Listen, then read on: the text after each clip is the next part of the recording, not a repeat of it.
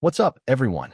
Today, we are attempting to benchmark the newly released Resident Evil 9 on a true budget legend from the past, the Dell Inspiron 7559.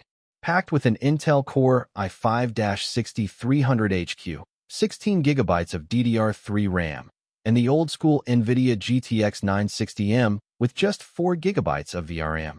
Can this classic machine handle Capcom's latest survival horror masterpiece?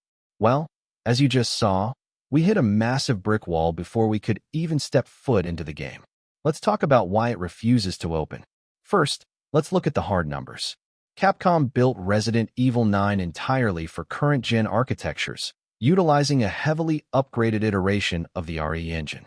The minimum requirements explicitly demand a minimum of Windows 11, an Intel Core i5-8500 or AMD Ryzen 5 3500, and a GTX 1666 GB or Radeon RX 5500 XT.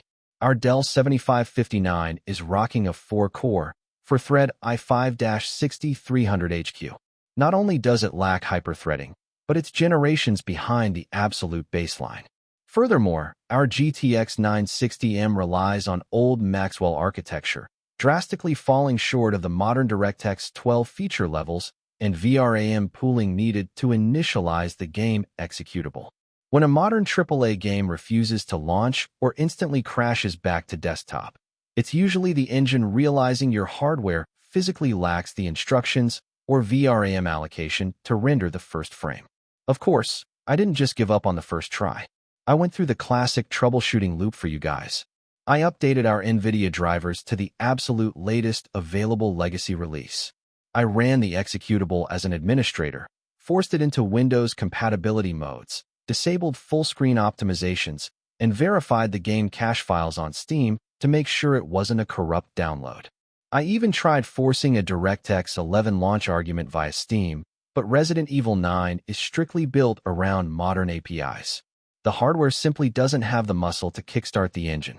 To be completely honest with you guys, even if we bypass the launch error using custom community scripts or hacked DLL files, the gameplay experience would be unplayable. Looking at how heavy the new open-world elements are, this laptop would likely struggle to maintain even 10 to 15 frames per second at a heavily downscaled 720p resolution.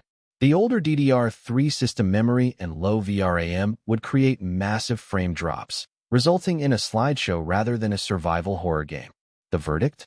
The Dell 7559 has had an incredible run over the last decade, and it's still a neat machine for indie titles or older emulation, but Resident Evil 9 is officially a bridge too far.